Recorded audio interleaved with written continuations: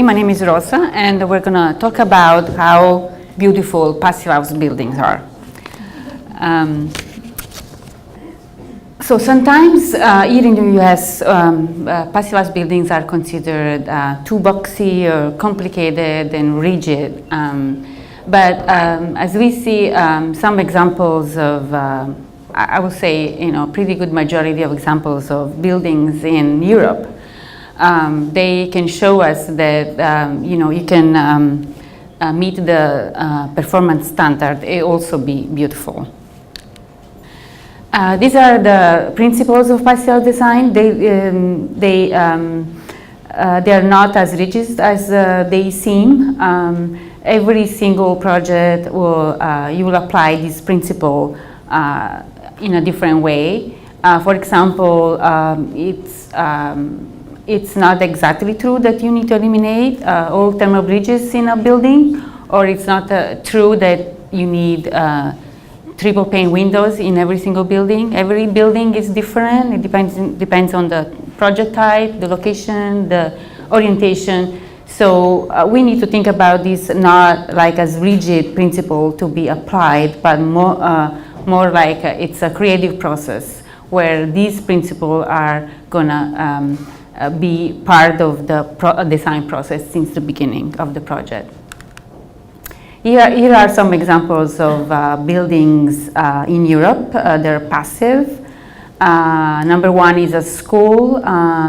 Number two is an apartment building. Number three is an office building.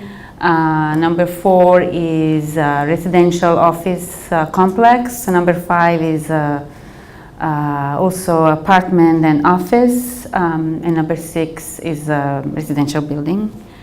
These are all in Brussels, but you can see other examples of passive house buildings all over Europe. I'm showing this because I personally visited these buildings in Brussels. The key of the success of passive house buildings is the integration of building science to the design process from the very beginning of the design phase.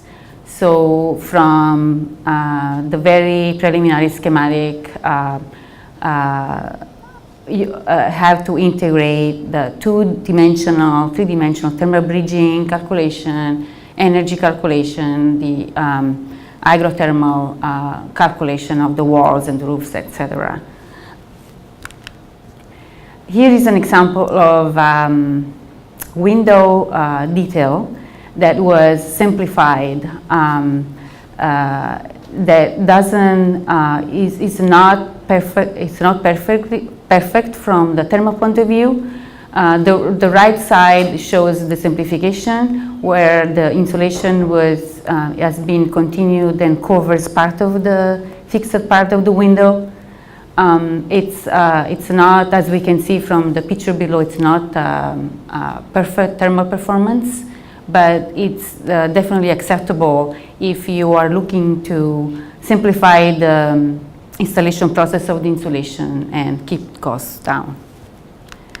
Here is another example where the detail has been modified to achieve a certain look that we want to create. In this particular case, it's a look of a thin cornice of the building. So as we see from the thermal picture, is not exactly the ideal thermal situation, but it is acceptable because in the overall energy calcs is a balance of losses and gains. So we don't need exactly to eliminate all energy losses, but we just need to think about the calculation as a balance of losses and gains. In passive house, use a lot of blower door tests and thermography. Blower door tests not only for certification but also for checking mistakes about insulation installations and other elements of the building that have been installed. And thermography is used to also check about different places in the building where could be insulation can be not can be in some corners of the building, can identify some mistakes during construction. It's a very useful tool. Here are two different projects. On the left is a building I'm going to look at this one. It's a wide wall project, Spring City, Pennsylvania. It's almost complete now. It's low-income housing. The cost per square foot is 148. And it's a 3-story, 49 apartment, 52,000 square foot. It's passive house standard that will result in extremely low energy bills for the occupants, which are the US war veterans. On the right, it's low-income housing again in Brussels.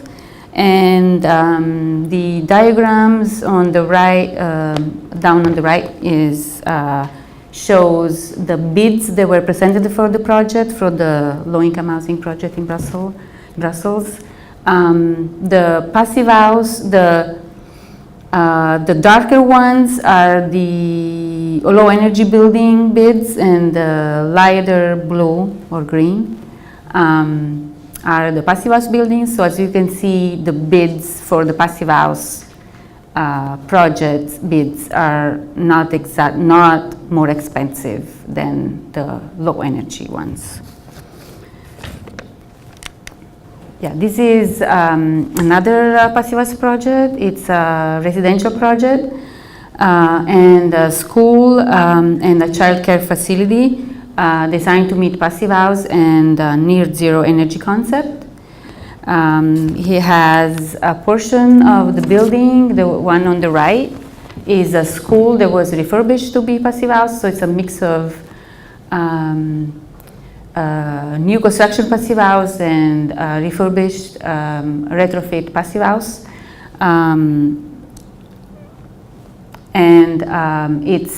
It was a low budget building. I visited this building. It's very well detailed, even though it was a low budget building. This is another residential project. It's right on the canal in Brussels. This won an award as an exemplary building in 2011. It's in the Molenbeek neighborhood in Brussels. And it was completed in 2013. Yeah, these are same building. There's some pictures of the interiors and pictures of the horizontal and vertical screen for the building, sunscreen for the building. And here are different. So passive house is pretty standard in some parts of Europe, even for existing buildings. These are 3 different strategies how to approach passive house in an existing building. A is it's just adding an exterior wall to the existing wall. The strategy B is in adding an interior wall to the existing wall. And strategy number C, letter C, is just removing the exterior wall and creating a new skin for the building. The 3 pictures below, they show the projects they have applied the different strategy. This is a retrofit project in Brussels. It's a hotel. This is a very low energy building. It's been calculated that it saves up to 90% of the energy compared to a standard building. This is a residential building. It's a mix of 1-bedroom, 2-bedroom, and 3-bedroom apartments. This differentiation gives a lot of freedom to the architect to create a very interesting exterior pattern for the windows. You may have seen this one. It's a very popular picture. It's again a building, residential building, office building with a very nice screen system on the facade. This is an office building right in the center of Brussels. It's an employment office building that I visited. It's the detailing in this building is great. It's a great space and great use of the slope of the site and the courtyard they created in the center of the building. These are two different projects. The one on the left is Baumschlager Eberle Passive House Headquarter Design for BNP Paribas. And one on the right is the Konix RDBM project. It's called the Pepin Development Office, Galleries and Apartment Buildings. This is, when I was in Brussels, this was under construction. It's a high-rise building. It's a collaboration, international collaboration between a company in Brussels and Lamela Architects in Madrid. It's a major innovation of this high-rise. They removed all of the exterior walls and they created a new skin to meet the standard, the passive house standard. I think it's close to be done now, and it will be this is called the Astro Tower and will be the tallest passive building in the Brussels region. This is another project. It's called Paradise Express. It's a very big development with offices and retail and residences. Also, a collaboration between 3 different offices in Europe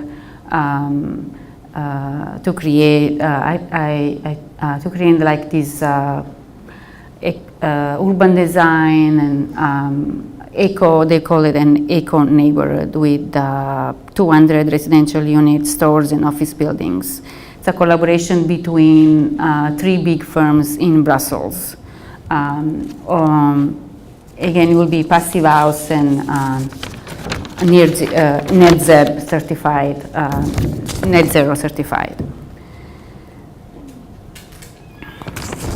And my last one is just a slide to a chance to say that the passive house community is it's very important in the passive house community to share information. So we share a lot of information. We collaborate a lot with other firms, and I personally, my firm collaborates with this firm called A2M in Brussels.